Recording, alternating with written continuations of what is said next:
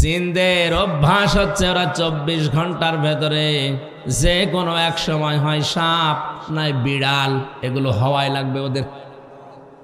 এই জন্য রাতের বেলা অনেকে বের হওয়ার পরে কালো বিড়াল যারা দেখেন, সবগুলো কালো বিড়াল না, ওগুলো দুই একটা জিনও আছে।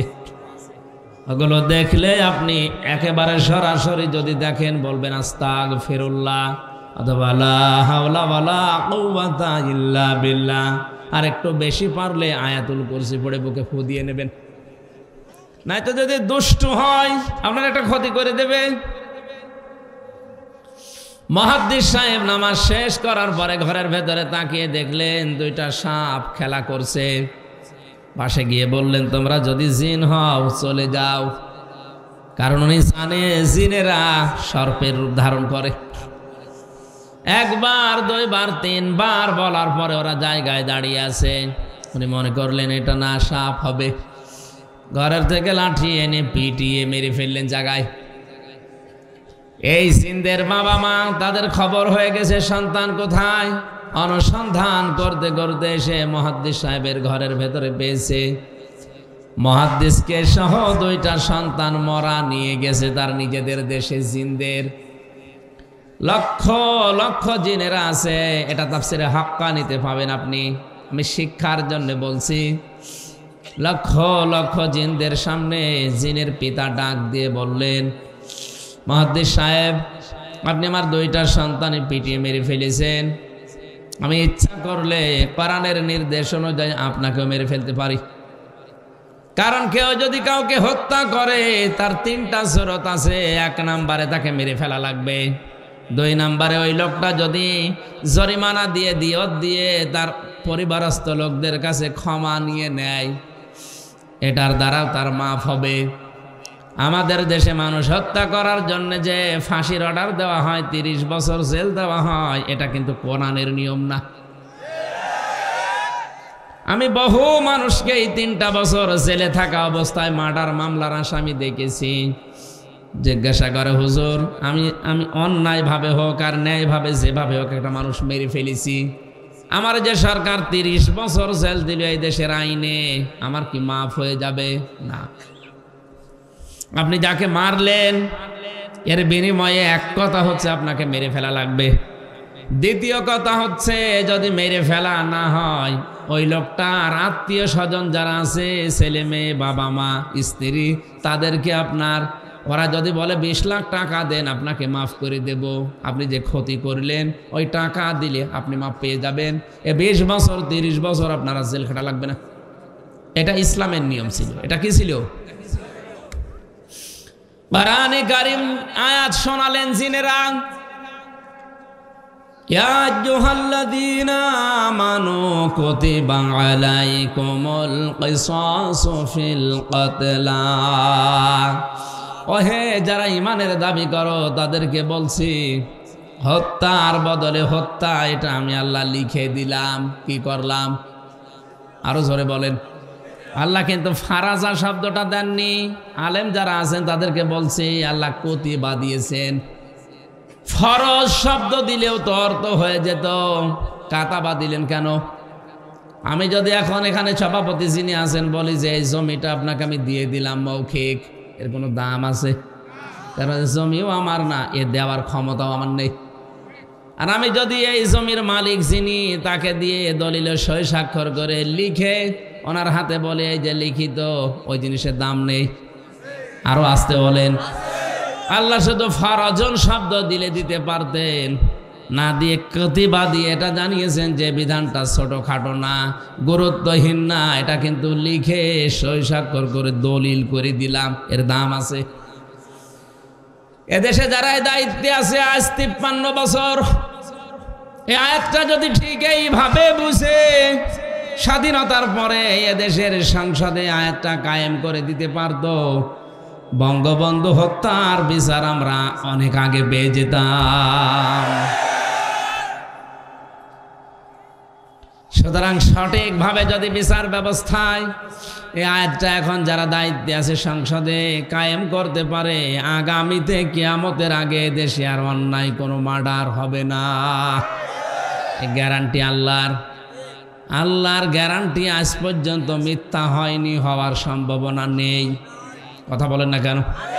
আপনি একটু মেনে দেখেন না কেন?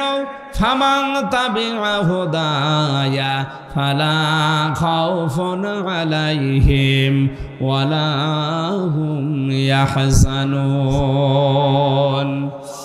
আল্লাহ পাক বলেন যে হেদায়েত পাঠিয়েছি, এটা যদি অনুসরণ অনুকরণ করে চলতে পারো, আমি গ্যারান্টি দিলাম কোনো ভয় নেই, কোনো চিন্তা নেই।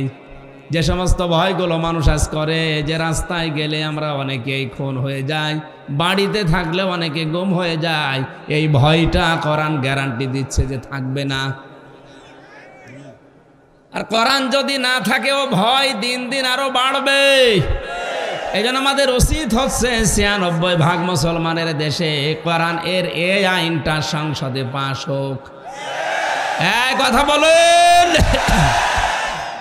কিয়ামতে অন্তত যে গলাগুলো সাক্ষী দিল, কিয়ামতের ওই ময়দানে আল্লাহ যেন এই কণ্ঠগুলোকে আমাদের এই আয়াতের পক্ষে থাকার কারণে সাক্ষী হিসাবে কবুল করেন। আরে ভাই, ছোটখাটো বিষয় কিয়ামতে আল্লাহ দেখবে। ইব্রাহিম নবীর পক্ষে ছিল একটা ব্যাঙ, এই জন্য ব্যাঙের পোশাক আল্লাহ পাক করে দিয়েছে। ইব্রাহিম নবীর বিপক্ষে ছিল একটা কাংলাস, এই জন্য কাংলাস দেখলেই মেরে ফেললে 10টা নেকি হয়। ওরানের দ্বারা কোনো কাজ কিন্তু হয়নি, কাংলাসের দ্বারাও কোনো কাজ হয়নি, ব্যাঙের দ্বারাও কাজ হয়নি। কারণ এমন আগুন জ্বলছিল, 1 কিলোমিটার উপর দিয়েও যদি পাখি উড়ে যায় ঝলসে পড়ে যেত। এত বড় বিশাল অগ্নিকুণ্ড, এখানে ব্যাঙের পোশাকের কাজ হবে? বলেন না কেন? কিন্তু ব্যাঙের এই পোশাককে হযরতে জিবরাইল দেখার পরে জিজ্ঞাসা করলেন, তুমি যে পোশাক করো কোনো কিছু করতে পারবা? ব্যাঙ তার বলেছিল, ফেরেশতা আমি জানি আমার পোশাকে কাজ হবে না, কিন্তু আমার মালিককে আমি দেখাতে চাই যে আমি তোমার খলিলের পক্ষে আছি, ওই বেটা নমরুদের বিপক্ষে আছি। আল্লাহ এত বেশি পছন্দ করলেন কথাটা, ওই দিন থেকে কিয়ামত পর্যন্ত যত ব্যাঙ আসবে সব ব্যাঙের পোশাককে আল্লাহ পাক বলেই ঘোষণা করে দিয়েছেন। এই এদিকে তাকান, একটা ব্যাঙ ইব্রাহিম নবীর পক্ষে থাকার কারণে যদি তার পোশাক পর্যন্ত পাক হয়ে যায়, আমরা যে নবীর পক্ষে আছি তিনি কিন্তু খলিলুল্লাহ না, তিনি হাবিবুল্লাহ। বলেন বলেন, খলিলুল্লাহ আর হাবিবুল্লাহর পার্থক্য কি? খলিল বলা হয় ওই বন্ধুকে যে বন্ধু আমার আল্লাহর জন্য সব করতে পারে, আর হাবিব বলা হয় ওই বন্ধুকে যে বন্ধুর জন্য আমার আল্লাহ সব করেছেন। জোরে বলেন সুবহানাল্লাহ। ইব্রাহিম নবীর পক্ষে থাকার কারণে যদি ব্যাঙের পোশাক পাক হয়ে যায়, আমরা মুহাম্মদুর রাসূলুল্লাহ হাবিবুল্লাহর পক্ষে থাকলে আমাদের জীবন পাক হয়ে যাবে। এই জন্য আল্লাহর আয়াতের পক্ষে যারা সায় দিলেন, আপনি মানেন না সেটা আলাদা, কিন্তু আপনাকে রায় দেওয়া লাগবে যে আমরা এই আয়াতটা সংসদে দেখতে চাই। আজ হাজারো মানুষ জেলখানাতে, প্রায় 1 লাখের উপরে মানুষ এখন জেল খাটছে সারা বাংলাদেশে। অধিকাংশগুলোই লক্ষ্য করলে দেখা যায় মার্ডার মামলা। গাজীপুরের কাশিমপুর কারাগারে প্রায় 1200 মানুষ এখনো ফাঁসির দণ্ডাদেশ নিয়ে মাথায় নিয়ে কন্টেম ছেলে কাটাচ্ছে। 10,000 মানুষ ওখানে আছে, 4 জেল মিলে প্রায় 1200-1300 মানুষ শুধু ফাঁসির আসামি, এদেরকে সব ফাঁসি দেওয়া হবে। এদের 1 নাম্বার অপরাধ হচ্ছে এরা মানুষ হত্যা করেছে, এই কারণেই তো ফাঁসি দেয়। জিনদের পিতা ডাক দিয়েছে, মুহাদ্দিস সাহেব আমি কিন্তু আয়াত অনুযায়ী আপনাকে মেরে ফেলতে পারি, কিন্তু আমার একটা হাদিস জানা আছে, কোনো সৃষ্টি যদি তার আকৃতি পাল্টিয়ে ফেলে তাকে মেরে ফেললেও কোনো গুনাহ নেই। আমার সন্তান 2টা তাদের নিজেদের আসল আকৃতি পাল্টিয়ে সর্পের আকার ধারণ করেছে। আপনি যেটা বললেন যে 3বার তাদের বলার পরেও তারা শোনে নাই, এই জন্যে আপনি না বুঝতে পেরে মেরে ফেলেছেন। আমি আপনার কোনো দোষ দিতে চাই না, তবে একটা কথা, যে কোরআন শুনতে গিয়ে জীবন গেছে, স্থান ত্যাগ করে নাই। আপনার এই মধুর কণ্ঠ দিয়ে আমাদেরকে ওই কোরআন থেকে একটা কিছু শুনিয়ে বিদায় করেন। মুহাদ্দিস শাহ ওয়ালিউল্লাহ দেহলভী রহমতুল্লাহ আলাইহি তার মধুর কণ্ঠ দিয়ে কোরআনের সবচাইতে সুন্দর সূরা যেটা সূরা রহমান তেলাওয়াত করে শোনালেন, আর রহমানু আল্লামাল কুরআন খলাকাল ইনসানা আল্লামাহুল বায়ান। হাজার হাজার জিনেরা অজ্ঞান হয়ে গেছে, হুশ যাদের ছিল তারা সঙ্গে সঙ্গে বলে উঠেছে, কুলু উহিয়া ইলাইয়া আন্নাহু ইসতামা'a নাফারুম মিনাল জিন্নি ফাকালু ইন্না সামি'না কুরআনান আজাবা। তারা বলেছে অবশ্যই যে ওহী শুনলাম এটা আশ্চর্য কোরআন। শব্দের দিকে খেয়াল করেন, ইয়াহদি ইলার রুশদি ফাআমান্না বি। এই এদিকে তাকান, ইয়াহদি ইলার রুশদি ফাআমান্না বি। যে কয় মিনিটে আমরা কোরআন শুনেছি, এ কোরআন আমাদেরকে হেদায়েতের পথ বলে দিয়েছে। আপনি মনে হয় বুঝতে পারেননি, জিনেরা কোরআন শুনেছিল কয়দিন? মাত্র কয়েক মিনিট। কয়েক মিনিট লাগে সূরা রহমান পড়তে। এই কয়েক মিনিট শোনার পরে তাদের সিদ্ধান্তের দিকে তাকান, ইয়াহদি ইলার রশিদি ফাআমান্না বি। এই কোরআন আমাদেরকে হেদায়েতের পথ বলে দিয়েছে, আমরা ঈমান আনলাম। ওয়ালান নুশরিকা বিরাব্বিনা আহাদা। জীবন চলে গেলেও কোনোদিন আল্লাহর সাথে আমরা শরীক করব না। এখানে আলেম নেই, এই যে আলেম বসে আছে দুইটা, জিজ্ঞাসা করেন মোজারের আগে লান আসলে অর্থ হয় কখনোই না। আমার শিক্ষা দেওয়ার বিষয়, জিনেরা মাত্র কয়েক মিনিট কোরআন শুনে যদি এত বড় বড় সিদ্ধান্ত নিতে পারে যে আমরা সব পথ ভুলে গেছি, আমরা হেদায়েতের পথ পেয়ে গেছি, আমরা ঈমান এনেছি, কোনো দিন জীবন চলে গেলেও আল্লাহর সাথে শরীক করব না। আর আমরা সেই জন্মের পর থেকে কোরআন শুনে আসছি, আমাদের কি এখনো শিরিক বন্ধ হয়েছে? আসতে বলেন, আমরা ঈমান আনতে পেরেছি না। অনেকে আমরা জানি যে অজু করলে অজু ভেঙে যায় 7টা কারণে, নামাজ পড়লে নামাজ ভেঙে যায় 19টা কারণে। কথা বলেন না কেন? ঈমান আনলে ঈমান ভেঙে যায় 10টা কারণে। এখানে যত মানুষ বসে আছে শুধু বিজ্ঞ আলেমগুলো বাদ দিয়ে যদি জিজ্ঞাসা করা হয়, ভালো ভালো মুসল্লি পর্যন্ত বলতে পারবে না যে ঈমান ভাঙার যে 10টা কারণ। পারবে না? ওর মনে নেই। ঈমানও ভেঙে যায়, মানুষের আমলও ভেঙে যায়। এখন যদি বলেন আমলের আবার হাত পা আছে নাকি ভেঙে যায়? হ্যাঁ, আমল ভাঙে। আমল কিভাবে ভাঙে আমি বলবো। এই এলাকায় যদি কারো আমল ওরকম থাকে, ভেঙে গেলে আমার কিছু করার নেই। আল্লাযীনা কাফারু ওয়া সাদ্দু আন সাবিলিল্লাহি আযাল্লা আমালাহুম।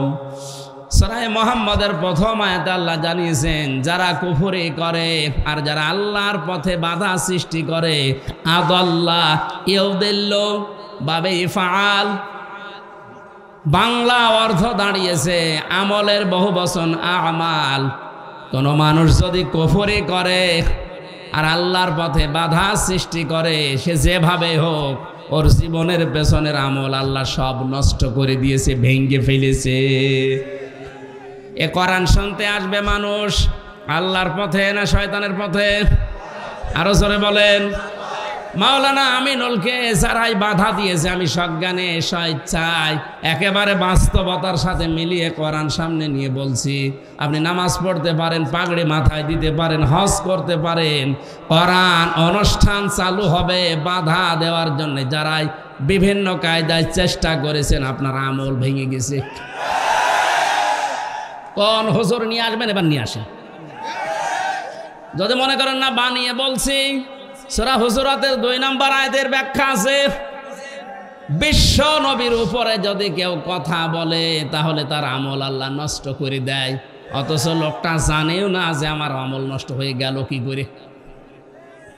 লা তারফাউ আসওয়াতাকুম ফাওকা সাওতিন নাবিয়্যি ওয়া লা তাজহারু লাহু বিল কওলি কাজহারি বা'দিকুম লিবা'দিন আন তাহবাতা আমালুকুম ওয়া আনতুম লা তাশউরুন।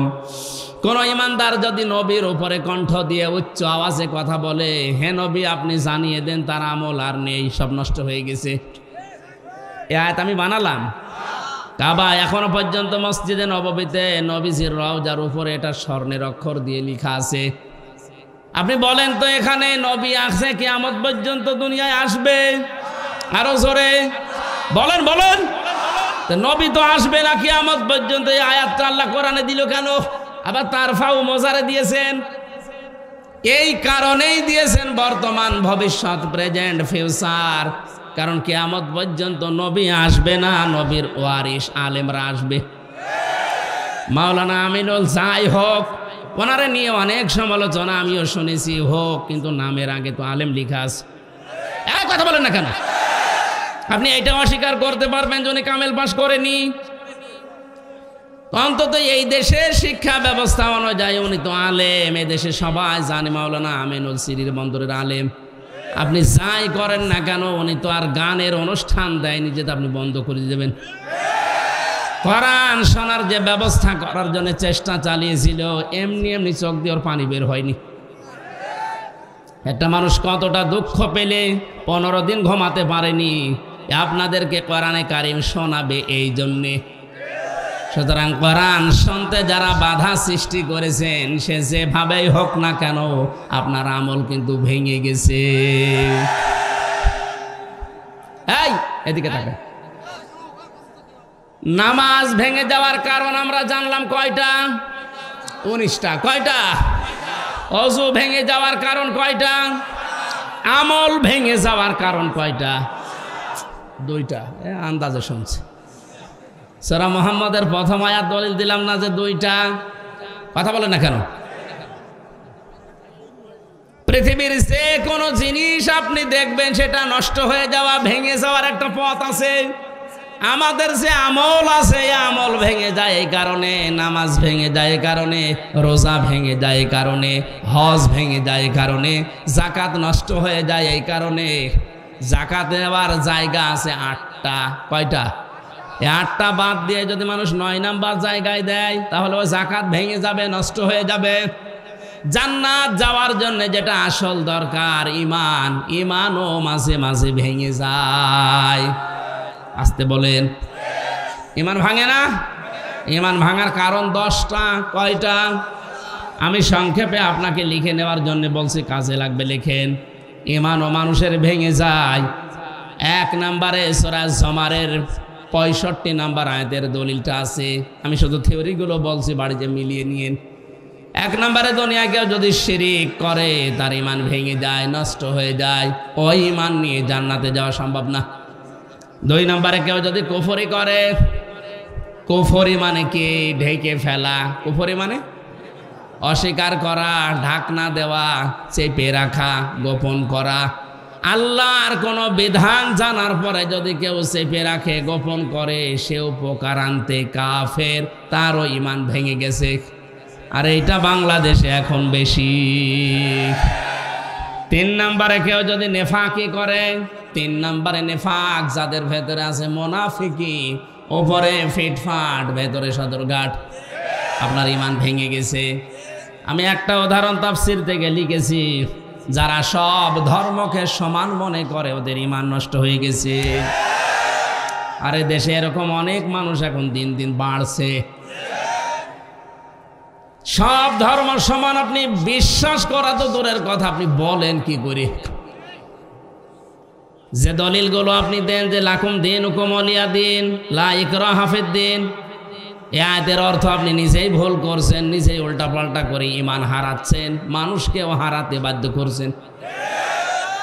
যারা বিভিন্ন পূজা মণ্ডপে গিয়ে কথা বলে যে আমরা সার্বজনীন সনাতন ধর্মে এই অনুষ্ঠানে হাজির হইলাম, এ কথা যদি কেউ বিশ্বাস নিয়ে বলে থাকে, ওর ঈমান নষ্ট হয়ে গেছে। কারণ সার্বজনীন ধর্ম একটাই দুনিয়ায়, তার নাম ইসলাম।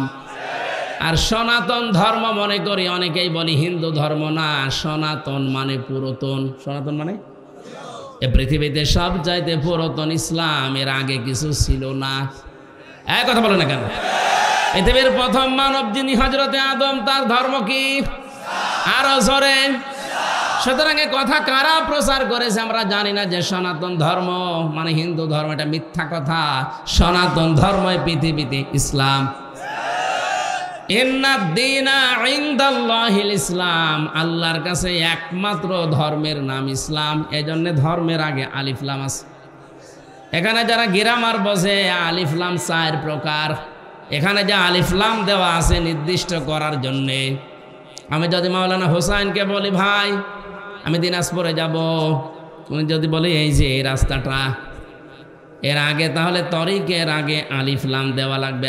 তরিক এই একটাই রাস্তা, কিন্তু দিনাজপুরে যাওয়ার জন্য এখনো 4-5টা রাস্তা আছে। তখন আর তরিকের আগে আলিফ লাম দেওয়া যাবে না, কারণ এটা অনির্দিষ্ট। যে কোনো রাস্তা দিয়ে আমি যেতে পারি, দিনাজপুরে পৌঁছালেই হলো। কিন্তু কোন রাস্তা দিয়ে দিনাজপুরে গেলে আপনি পাবেন না শুধু এই রাস্তাটা ছাড়া। তখন তরিক বা রাস্তার আগে কি লাগবে? আলিফ লাম। কি লাগবে? যত ধর্ম দুনিয়ায় আছে সব ধর্মের ব্যাপারে আল্লাহর বক্তব্য এই, সবগুলো শয়তানের আবিষ্কার করা, আমি আল্লাহর আবিষ্কার করা ইসলাম। আমাইয়াবতাগি গায়রাল ইসলামি দীনান ফালা ইকবালা মিনহু, ইসলাম বাদ দিয়ে অন্য কোনো ধর্ম নিয়ে, অন্য কোনো জীবন ব্যবস্থা নিয়ে কেউ যদি আল্লাহকে রাজি করতে চায়, ওর জীবনের কোনো কিছু আল্লাহ কবুল করছে না, করবে না। তাহলে আয়াতগুলো দ্বারা কি প্রমাণ হয়? সব ধর্ম সমান। আরো জোরে। অনেকে এখন ফতোয়া বের করছে যে আমরা উদারতা দেখাতে গিয়ে বলি আপনি কি আল্লাহর চাইতে বেশি উদার?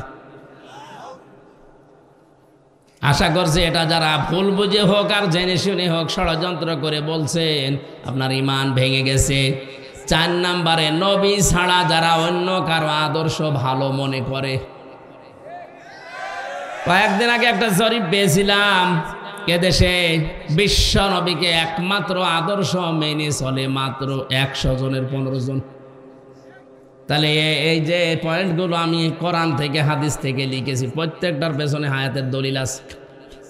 আমি দলিলগুলো লম্বা করে বলতে পারছি না, শুধু আমার সাবজেক্টে যাব। তাই যারা আজ বিশ্ব নবী বাদ দিয়ে অন্য কাউকে আদর্শ মানে, তাদের সংখ্যা এই দেশে 85 জন। কত? আর একমাত্র যারা বিশ্ব নবীকে উসওয়াতুন হাসানা মানে, ওদের সংখ্যা মাত্র 15 জন। আপনি হিসাব করে বলেন, আমরা খালি চিল্লাই যে দেশে 96% মুসলমান। হ্যাঁ, মুসলমান আছে, ওই আদমশুমারিতে আছে, আর ওই আগা কাটা আছে। অনেকেই ভাবে যে আগা কেটে দিলেই মুসলমান। ছাগল কি? ছাগলের তো দিয়ে, ছাগলের দেয় না। না, ভুল যারা করছেন আপনাকে সংশোধনী দিলাম, আশা করছে আপনার বিবেক খুলবে। এরপরেও যদি আপনি একেবারে সে আবু জেহেলের মতো অনড় হয়ে থাকেন, আমার মনে হয় আপনার হেদায়েত কপালে আর নেই। 5 নম্বরে, আল্লাহর বিধান যাদের ভালো লাগে না, এটা সূরা মুহাম্মদের 9 নম্বর আয়াতে আছে। এদেশে এখন নেই। একই আল্লাহর বিধান কোরআনে কারিমে আকিমুস সালাত খুব আদায় করছে, আতুজ যাকাত খুব দিয়ে দিচ্ছে, কিন্তু একই আল্লাহর বিধান আকিমুদ্দিন, দিন কায়েম করো, ওয়ালা তাতাফাররাকু ফি, এই বিষয়ে কোনো ফতোয়াবাজি করো না। এখানে ওর খবর নেই। দিনটা যে কায়েম করা ফরজ নামাজের মতো, রোজার মতো, অনেকেই জানেও না ও মানেও না। অথচ পৃথিবীতে যত নবী এসেছিলেন, আমি আলেমদের বলছি, প্রত্যেকটা নবীর শরীয়তে কম বেশি কোনো মাসলা মাসাইল নিয়ে একটু ঝামেলা ছিল। হয়তো অনেক নবীর সাথে আমাদের নবীরটা মেলেনি। যেমন হযরতে মুসা আলাইহিস সালামের জামানায় কারো শরীরে যদি লাপাক লেগে যেত, ওই জায়গাটা এরকম মুছে ফেললেই হয়ে যেত। হযরতে ঈসা নবীর জামানায় একটু কঠিন ছিল, কোনো জায়গায় নাপাক লেগে গেল চামড়া খুশিয়ে খুশিয়ে তুলে ফেলে লেগে লাগতো। আল্লাহ পাক কঠিনটাও দেননি, একেবারে সহজটাও দেননি, আমাদের মাঝামাঝি শরীয়ত দিয়েছেন যে চামড়াও তোলা লাগবে না, আবার মুছে ফেললেও হবে না, 3 বার ধুয়ে ফেলা লাগবে। হ্যাঁ, এই যে মাসলা মাসালে হয়তো বিভিন্ন নিয়ম নীতি নিয়ে মতপার্থক্য ছিল, কিন্তু আদম থেকে শুরু করে আমাদের নবী পর্যন্ত প্রত্যেকের মিশন একটাই ছিল, আনাকিমুদ্দিন ওয়ালা তাতাফাররাকু ফি। নামাজ যেভাবে কায়েম করো, রোজা যেভাবে ফরজ মনে করে করো, দিন কায়েম করা কিন্তু ঠিক ওই রকম ফরজ। আর এই বিষয়ে কোনো পার্থক্য, মত পার্থক্য, ফতোয়াবাজি, দলাদলি চলবে না। আর যত দলাদলি মত পার্থক্য সব এই জায়গায় এসে,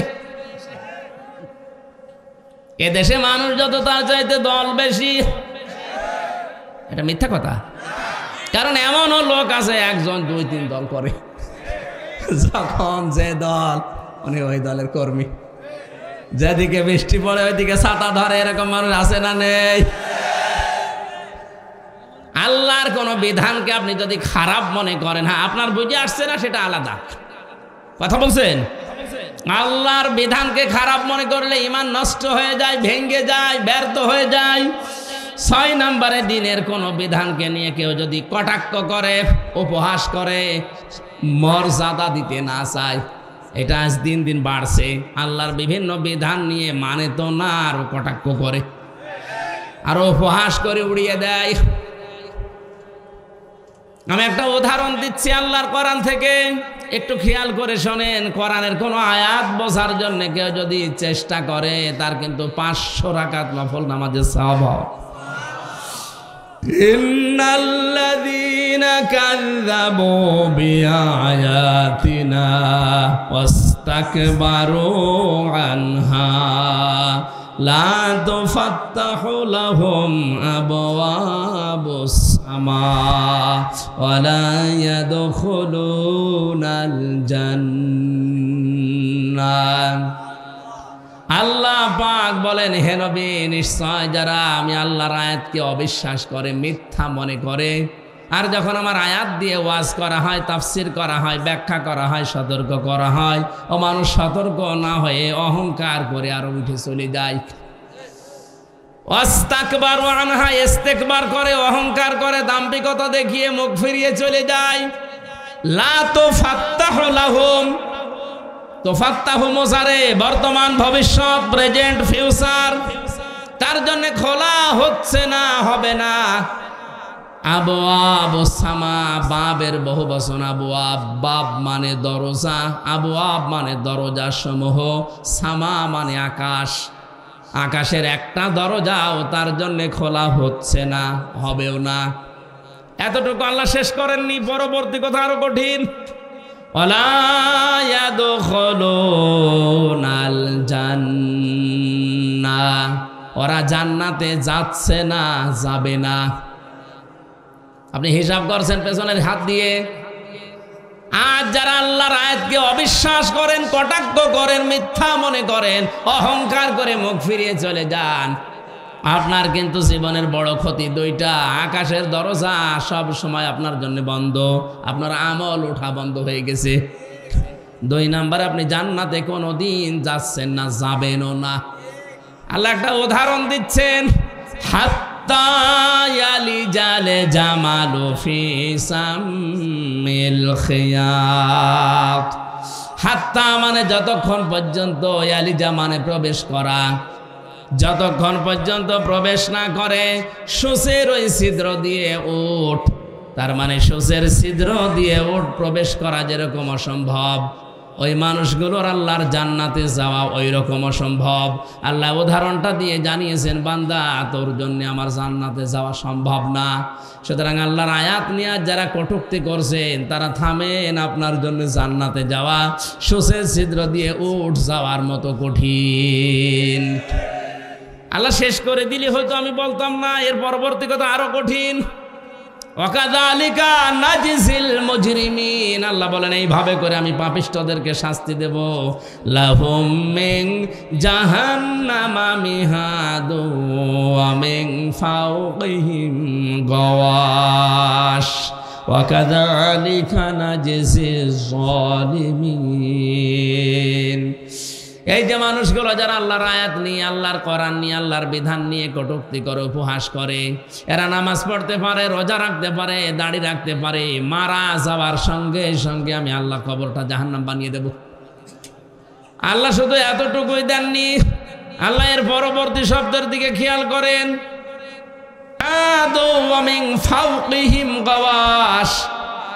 ওদের কবরের ভেতরে রাখার সঙ্গে সঙ্গে পেছনে নিচে যে বিছানাটা এটা হয়ে যাবে আগুনের বিছানা, উপরে দেওয়া হবে আগুনের চাদর। জোরে বলেন নাউজুবিল্লাহ। এই আয়াতটা আমার চোখের সামনে যখন আসে আমি দেখতে পাই এদেশে অনেকেই এখন এই আয়াতে শামিল। অথচ এরকম মানুষ মারা গেলে আমরা অনেকে উপরে ফুল দিয়ে রাখি। কথা বলে না কেন? সারা জীবন যে আল্লাহর আয়াতকে উপহাস করে, ঠাট্টা করে, আল্লাহর বিধানকে যার পছন্দ হয় না, এ মানুষটা মারা গেলে উপরে ফুল কেন? 2 তলা বিল্ডিং কেন? 15 তলা বিল্ডিং বানিয়েও কাজ নেই, কারণ আল্লাহ নিজে ওরে জাহান্নামের চাদরের বিছানা দেবে, জাহান্নামের চাদর দিয়ে ঢেকে দেবে। জোরে বলেন নাউজুবিল্লাহ। আমার ভাইরা, যেন ঈমান যেন আপনার ভেঙে না যায়, সতর্ক থাকবেন। 7 নম্বরে যারা জাদুকর, এদের ঈমান ভেঙে যায়, এলাকায় মনে হয় নেই। 8 নম্বরে মুসলমানদের বিরুদ্ধে যারা ষড়যন্ত্র করে, এটা এখন বেশি। কথা বলেন না কেন?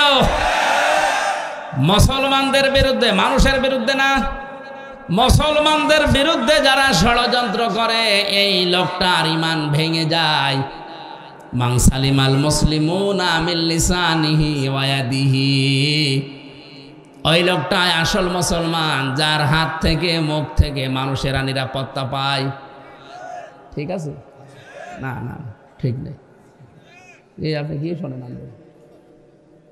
এভাবে শুনলে তো হবে না। আমি অর্থ করলাম কি, আপনি বলছেন ঠিক আছে। মান সালিমাল মুসলিমুনা মিন লিসানিহি ওয়া ইয়াদিহি, ওই লোকটাই প্রকৃত মুসলমান, যার হাত থেকে মুখ থেকে মানুষেরা শান্তি পায়। ঠিক আছে? হয়নি। কি শোনে ওরা আলেম বলে? আরে ভাই, শব্দের দিকে খেয়াল করে শুনবেন, তো আমার ভুল হলে ধরে দেবেন। এমনি এমনি আপনি স্টেজে বসে আছেন। না না না, হয়নি। এখানে কিন্তু এই জন্যই তাফসীর মাহফিলে আসা লাগে। সূক্ষ্ম কিছু শব্দ যেগুলো ক্লাসে পাওয়া যায় না, এই শব্দগুলো গবেষণা করে বের করা লাগে। কোন মানুষ যদি মানুষ হয়ে মানুষের ওপরে জুলুম করে, তার বিরুদ্ধে কিন্তু আল্লাহর মামলা আছে, এটা আলাদা বিষয়। সূরা শুরার 42 নম্বর আয়াতে আল্লাহ দলিল দিয়েছেন, ইন্নামাস সাবিলু আলাল্লাযিনা ইয়াজলিমুনান নাস। আমি আল্লাহর মামলা, আমি আল্লাহর অভিযোগ তাদের বিরুদ্ধে যারা মানুষ হয়ে মানুষের উপরে জুলুম করে। আল্লাহ এখানে ইয়াজলিমুন আল মুসলিমুনা দেয়নি, দিয়েছে ইয়াজলিমুনান। বলেন বলেন, হিন্দু কি মানুষ না? খ্রিস্টান, ইহুদি? তাহলে মানুষ মতবাচ্যে যারা বিবেচিত, সে যে ধর্মের হোক, ওর ওপরে কেউ যদি জুলুম করে, তার অধিকার নষ্ট করে, তার বিরুদ্ধে মামলা কার? এটা আলাদা বিষয়। কিন্তু এখানে আল্লাহর নবী নাস শব্দ দেননি, দিয়েছেন মুসলিমুনা। কি দিয়েছেন? আমি এইটা বোঝানোর জন্যই বলছিলাম, ওই লোকটাই আল্লাহর কাছে প্রকৃত মুসলিম, যার হাতের দ্বারা আর মুখের দ্বারা মুসলমানেরা নিরাপত্তা পায়। আপনি কেমন মুসলমান? আপনার হাতের দ্বারা আর মুখের দ্বারা মুসলমানেরা শান্তিতে থাকে না, আর আতঙ্কে থাকে।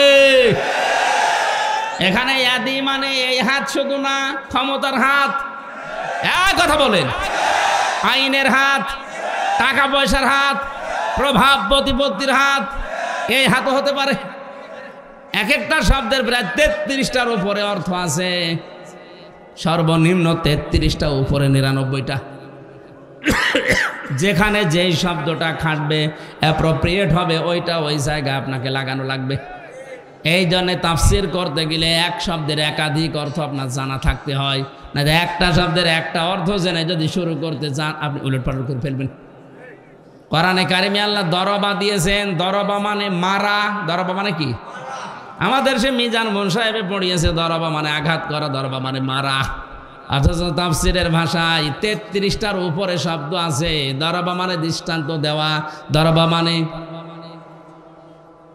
সফর করা, আমার সবগুলো এখন মনে নেই, আমার যতটুকু আয়ত্ত আছে আমি মিলাতে পারি। কোরআন পড়তে গেলে যে এই জায়গায় দৃষ্টান্ত হবে, এই জায়গায় সফর করা হবে, এই জায়গায় মারা হবে, আমি যদি ওই মারাটাই জেনে রাখতাম অর্থ করতে পারতাম। আল্লাহ পাক এখানে মুসলিমুনা শব্দ নাস না দিয়ে নবীজি কেন দিয়েছেন? এদন শব্দ দিয়ে শুধু এই হাত আমরা বুঝি ক্ষমতার হাতের দ্বারা, আইনের হাতের দ্বারা। যারা মুসলমানদেরকে শান্তিতে থাকতে দেয় না, এরা মুসলমান না।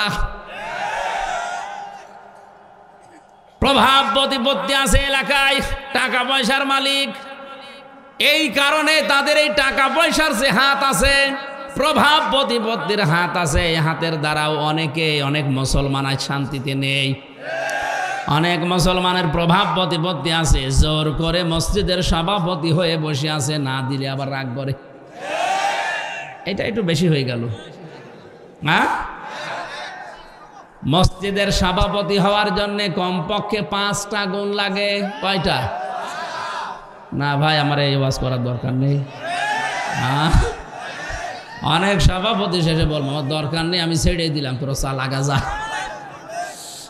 আপনি ছেড়ে দিলেও অসুবিধা নেই। এখন যারা সংসদ সদস্য কয়েকদিন আগে থেকে আওয়াজ তুলেছে, বাংলাদেশেও কলকাতার মমতার মতো এই দেশে ইমাম আর মুয়াজ্জিনদের সরকারিভাবে বেতন দেওয়া লাগবে। এই দাবির পক্ষে আমাদের এই সংসদ সদস্য যিনি পিরোজপুরের, উনি বলেছে, তার পক্ষে আছে না নেই?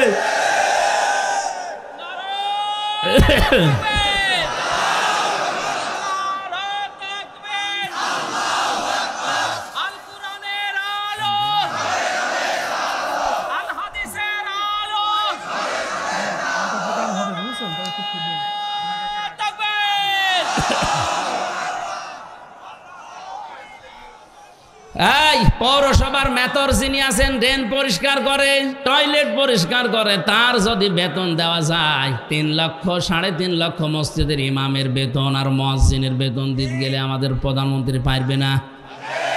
564টা মডেল মসজিদ বানিয়েছে, এখানে যদি বেতন দিতে পারে ইমাম মুয়াজ্জিনের, 3.5 লাখ মসজিদের ইমাম মুয়াজ্জিনের বেতনও দিতে পারবে। সে কলিজা তার আছে, কথা বলছে না কেন? তার কলিজা না থাকলে 10.5 লাখ 12 লাখের উপরে।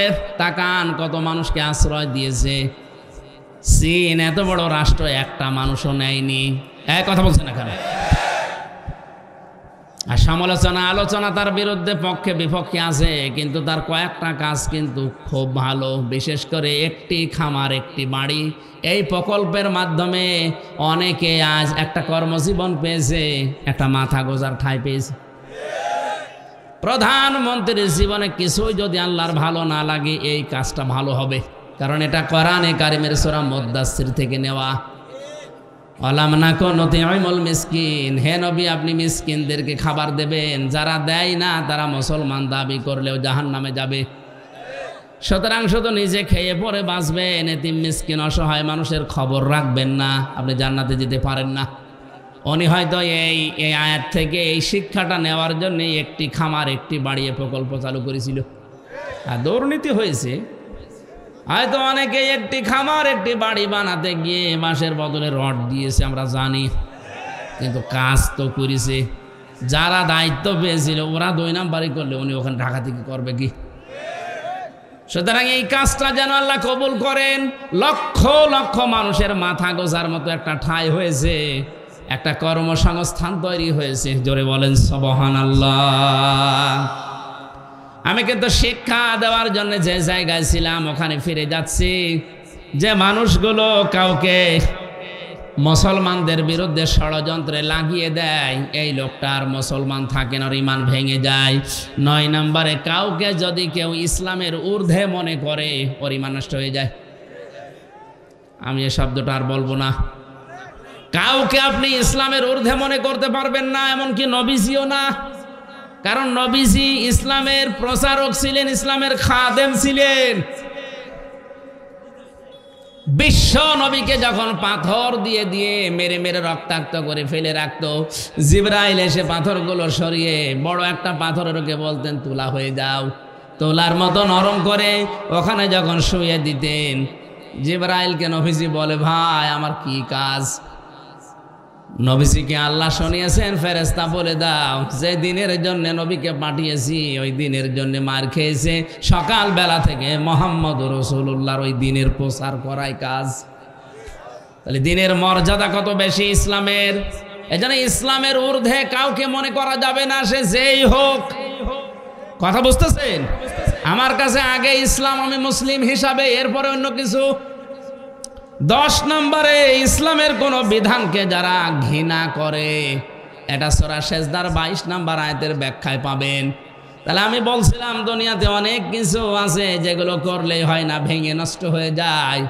এই পৃথিবীতে শয়তানের যে বন্ধু, এই বন্ধু কিন্তু ভেঙে যায়। শয়তানের সাথে যারা বন্ধুত্ব করে এই বন্ধুত্ব ভেঙে ফেলার বুদ্ধি আছে না নেই? আমরা যারা শয়তানের সাথে বন্ধুত্ব করলাম, এই যে অপচয় করে, অশ্লীলতা ছড়ায়, যৌনতা ছড়ায়, নবীদের, তার মানে নবীর ওয়ারিসদের মুখের উপরে জোরে কথা বলে, আল্লাহর পথে চলতে বাধা দেয়, এগুলো সব শয়তানের কাজ। কার কাজ? আল্লাহ আমাদেরকে হেফাজত করুন, বলেন আমিন। সূরা জুমার মাত্র 2টা আয়াত পড়েছিলাম। এমন গুরুত্বপূর্ণ বিষয় আল্লাহ আয়াতের ভেতরে দিয়েছেন, একটু খেয়াল করে তাফসীর আকারে শোনেন। ইয়া আইয়ুহাল্লাযীনা আমানু ইযা নুদিয়া লিস-সালাহ। আল্লাহ পাক বলেন, ঈমানদারেরা যেদিন আযান দেওয়া হয়, ইলা ইয়াউমিল জুমআ ইযা নুদিয়া লিস-সালাতি মিন ইয়াউমিল জুমআ, জুমার দিন যখন আযান দেওয়া হয়, ডাকা হয়, আহ্বান করা হয়, ঘোষণা দেওয়া হয়, ফাসআউ ইলা যিকিরিল্লাহ, তোমরা আল্লাহর জিকিরের দিকে, নামাজের দিকে দৌড়াও। কে বলছেন? আরো জোরে বলেন। ওয়াজারুল বাই, দুনিয়ার সব বেচা কিনা কাজ কারবার বন্ধ করে দাও। যালিকুম খায়রুল লাকুম ইন কুনতুম তা'লামুন, এইটাই ভালো কাজ, এইটা যদি তোমরা বুঝে থাকো। এবার আসেন তো আয়াতের বাস্তব ব্যাখ্যা কি। আল্লাহ পাক শব্দটা দিয়েছেন ইযা নুদিয়া লিস-সালাতি মিন ইয়াউমিল জুমআতি ফাসআউ ইলা যিকিরিল্লাহ, যখন আযান হয়ে যাবে সব কাজ কাম বন্ধ করে দিয়ে দৌড়াও নামাজের দিকে। কিসের দিকে? আরো জোরে বলেন। আর আমরা হাদিস শুনেছি এতদিন যে নবীজি জানিয়েছেন কেউ যেন নামাজের জন্য দৌড়িয়ে মসজিদে যাবা না। শোনেননি? শুনেছি মানে কি? এটাই সঠিক হাদিস। মুসলিম শরীফের হাদিস হচ্ছে কেউ যেন মসজিদে দৌড়িয়ে যাবা না নামাজ পড়ার জন্য। ফজরের নামাজে নবীজি নামাজ আদায় করছেন, নামাজের ভেতরে ধপ ধপ করে কিছু আওয়াজ শুনলেন, নামাজ শেষ হয়ে গেল, ঘরে বসলেন, ডাক দিয়ে বললেন সাহাবীরা, নামাজের ভেতরে আমার কানে আওয়াজ এসেছে, ধপ ধপ করে আওয়াজ হচ্ছিল, কিসের? সাহাবীরা বলে হুজুর আমরা ফজরে টের পেয়েছি দেরিতে, জলদি করে ওযু করে মসজিদে আমরা অনেকেই দৌড়িয়ে এসে জামাত ধরেছি। ওই দিন নবীজি হাদিসটি বলেছিলেন যে তোমরা কেউ দৌড়িয়ে জামাত ধরবা না, যতটুকু পারা যায় ধীরে স্থির ভাবে নামাজ পাও, বাকি যেটা পাবে না কাজা করে নেবে। কথা বুঝতেছেন? তাহলে আয়াতের সাথে নবীর কথার কোনো মিল নেই। হ্যাঁ, কই আছে? কই? আল্লাহ বললেন দৌড়াও, নবীজি বললেন দৌড়ানোর দরকার নেই। আল্লাহ দৌড়াতে বলেছেন এই কারণে আপনার যেন নামাজ গুরুত্ব দিয়ে, যখন দুনিয়াতে নামাজের সিস্টেম চালু হয়ে যাবে, আজান হয়ে যাবে, সব কাজ কাম আপনার জন্য এখন বন্ধ। আল্লাহ এইটা বোঝাতে চেয়েছেন যে কাজ কামে লিপ্ত থাকতে গিয়ে যেন আল্লাহর নামাজের জামাত শেষ হয়ে না যায়। এজন্য আগে থেকে প্রস্তুতি নাও, আগে থেকেই তোমাকে নিজেকে প্রস্তুতি করো, অন্তত মসজিদের সাথে তোমার এই জীবনটা, তোমার অন্তরটা লটকিয়ে রাখো। কিয়ামতের কঠিন ময়দানে মানুষ যখন পাবে, ঘামের ভেতরে হাবুডুবু খাবে, ওই সময় আরশের ছায়ায় যাদেরকে স্থান দেব তার 4 নাম্বার তারা যারা দুনিয়াতে নামাজ পড়তে মসজিদে যায়, বের হয়ে গেলে আবার কখন যাবে এই ধান্দায় থাকে। জোরে বলেন সবাই। আমরা এই কাজ কারবারগুলো একটু আদায় করি। বলে ফাসাউ ইলা যিকিরিল্লাহর ব্যাখ্যা মানে দৌড়াতে বলেছে এই জন্যে যেন আপনি আগে থেকে প্রস্তুতি নেন, নামাজ যেন নষ্ট না হয়ে যায়। এই কারণে সব কাজ কাম বন্ধ করে দিতে বললেন। এদের সাথে বাংলাদেশের বাস্তবতার মিল হয় না, আমি অনেক ক্ষেত্রে দেখেছি। আল্লাহ বলছেন দৌড়াও নামাজের জন্য, সব কাজ কাম বেচা কেনা দোকানপাট যত কিছু আছে বন্ধ করা লাগবে। কে বলছেন? আরো জোরে। দিনাজপুরবাসী খেয়াল করেন, জমার নামাজ আজান থেকে শুরু করে একেবারে শেষ পর্যন্ত আমার মনে হয় 1-1.5 ঘন্টা সময় লাগে। কথা বলছে না কেন? আল্লাহ বললেন তোমাদের এইটাই ভালো কাজ, নামাজে আসো, ওই কাজ বন্ধ করে দিয়ে। আর আমরা দেখছি না 1-1.5 ঘন্টা সময় লাগছে। অথচ এই দেশে এমন অনেক মানুষ আছে 1 ঘন্টায় 5 লাখ টাকা উপায় করে। মানে আপনার বেশি মনে হয়ে যাচ্ছে। ঢাকাতে ডাক্তার মতিয়ার রহমানের বাড়ি খুলনা, অনেক পিত্তথলির পাথর বের করেন অপারেশন ছাড়া। ওনার 15 মিনিট সর্বোচ্চ সময় লাগে এক একটা অপারেশন করতে, 1,20,000 করে টাকা নেয়। তো 1 ঘন্টায় যদি 4টা 5টা করে কত টাকা হয়? উনি 1.5 ঘন্টা নামাজ পড়তে গেলে কমপক্ষে 7 লাখ টাকা ওনার লস হবে। কথা বলছেন এখন। এখন উনি যদি এই আয়াতের প্রশ্ন করে, আল্লাহ তোমার সাথে তো আমার বাস্তবতা মেলে না, তুমি বলছো যালিকুম খায়রুল লাকুম, এইটাই ভালো কাজ, অথচ আমি দেখলাম না নামাজ পড়তে গেলে আমার 7 লাখ লস। তা আমার তো লাভ হচ্ছে না লস হচ্ছে, তাহলে কোরআনের এই আয়াত ভুল। কেন আল্লাহ যালিকুম খায়রুল লাকুম দিয়েছেন? এইটাই ভালো কাজ। ইন কুনতুম তা'লামুন, যদি তোমরা জানো। এবার আসেন ব্যাখ্যায়। আল্লাহ এই কারণে দিয়েছেন, আপনি 1.5 ঘন্টায় 7 লাখ টাকা উপায় করলেন। যে সমাজে নামাজ নেই, নামাজের শিক্ষা নেই, হাসপাতাল থেকে অপারেশন করে 7 লক্ষ টাকা ব্যাগে নিয়ে আপনি ব্রিফকেসে ভরে যাচ্ছেন বাড়িতে, 1-1.5 কিলোমিটার দূরে মনে করেন বাড়ি। রাস্তায় যাবার সময় যে সমাজে নামাজ নেই, সমাজে চুরিদারি, ছিনতাই, হাইজাকার, ডাকাতি নেই। আসতে বলেন। এখন আপনি 7 লাখ উপায় করে যাচ্ছেন, ও সমাজে তো নামাজ নেই। আপনার টাকা নেওয়ার সঙ্গে সঙ্গে বাড়িতে যাওয়ার রাস্তায় যদি ছিনতাইকারী ধরে, যদি চাই, আপনি দিতে না চাইলে আপনাকে মেরেও ফেলতে পারে। আল্লাহ এই কারণে নামাজের গুরুত্ব দিলেন, কারণ নামাজ যদি কায়েম হয়ে যায়, নামাজের শিক্ষাগুলো যদি ব্যক্তি, পরিবার, সমাজ, রাষ্ট্রে এসে যায়, 7 লাখ না 7 কোটি টাকা সঙ্গে নিয়ে গেলেও তোমার মনে আল্লাহ ছাড়া আর কোনো চোর, ডাকাত, হাইজাকার, ছিনতাইকারীর ভয় থাকবে না। এরকম একটা পরিবেশ আল্লাহর নবী মদিনায় গঠন করেছেন না করেন নাই? আরো জোরে। একবারও কি দেখতে মনে চায় না যে নামাজের সমাজটা বাংলাদেশে কায়েম হলে কি করে হাইজাকার মুক্ত, সন্ত্রাস মুক্ত, দুর্নীতিবাজ মুক্ত, সাদাবাজ মুক্ত, চোর ডাকাত মুক্ত একটা জীবন কিভাবে চালানো যায় শান্তিতে, ওটা দেখতে মনে চায় না? আরো জোরে বলেন, চাই না। আল্লাহ এই জন্য এটা বলেছেন যালিকুম খায়রুল লাকুম, এটা ভালো। এজন্য নামাজ কায়েম করো, নামাজকে দাঁড় করাও। হ্যাঁ, নামাজ যখন পরিবারে, সমাজে, রাষ্ট্রে কায়েম হয়ে যাবে নামাজের শিক্ষাগুলো, তখন আর মসজিদে বসে থাকার দরকার নেই। ফাইদা কুদিয়াতিস সালাতু ফান্তাশিরু ফিল আরদি ওয়াবতাগু মিন ফাদলিল্লাহ। নামাজ যখন শেষ হয়ে গেছে, এখন আর মসজিদে থাকা যাবে না, এখন ছড়িয়ে যাও, ছিটিয়ে পড়ো, অনুসন্ধান করো আল্লাহর রিজিক। আল্লাহর কি? আরো জোরে। ইয়াতে বিধান হচ্ছে 2টা, একটা নামাজ পড়ো আর একটা ছড়িয়ে পড়ো। খেয়াল করেন, তাহলে নামাজও ফরজ, জমিনে হালাল রুজির জন্য চেষ্টা করা, কষ্ট করা। আরো জোরে। আল্লাহ কিন্তু নামাজের আগে ওয়াজকুরুল্লাহ দেননি, যে নামাজের আগে তোমরা আল্লাহর বেশি বেশি জিকির করো, বলেননি। কিন্তু ওয়াজকুরুল্লাহ কাসীরা দিয়েছেন ওয়াবতাগু মিন ফাদলিল্লাহর আগে। তোমরা যখন অনুসন্ধান করতে যাবে রিজিক জমিনে, তখন কিন্তু আল্লাহর জিকির, আল্লাহর স্মরণ ভুলে যেও না।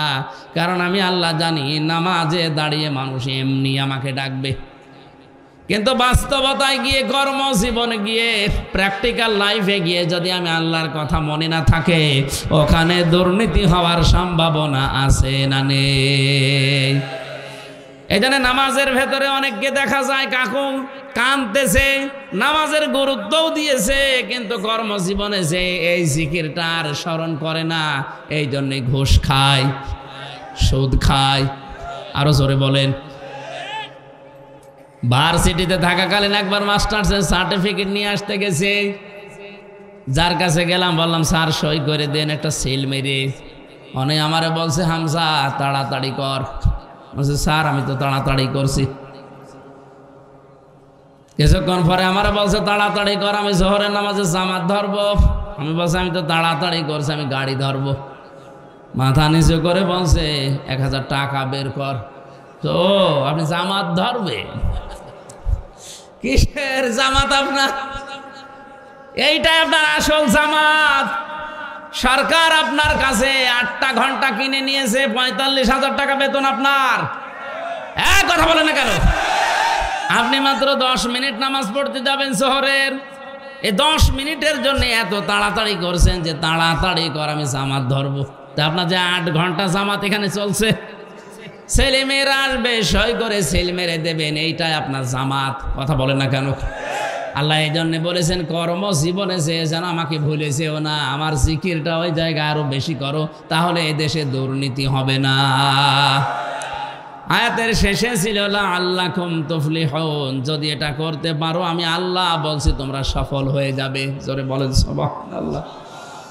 এই জন্য আমরা যদি আল্লাহর রিজিক অনুগ্রহ পেতে চাই, আল্লাহর দয়া পেতে চাই, এদিকে তাকান, আল্লাহর অনুগ্রহ যদি কেউ পেতে চায় তাহলে জমিনে আসা লাগবে, আর আল্লাহর রহমত যদি কেউ পেতে চায় মসজিদে যাওয়া লাগবে। মসজিদে ওঠার সময় বলা হয় আল্লাহুম্মা আফতাহ লি আবওয়াবা রাহমাতিক, হে আল্লাহ তোমার রহমতের দরজা আমার জন্য খুলে দাও। এই কথা বলেন না কেন? আর যখন বের হয় মানুষ তখন কি চায়? আল্লাহুম্মা ইন্নী আসআলুকা মিন ফাদলিকা, এই যে ফজল অনুগ্রহ, হে আল্লাহ আমি তোমার কাছে আশা করি চাই যে তুমি আমার রিজিক দাও, ফজল দাও। এখানে ফজল মানে রিজিক, ফজল মানে কি?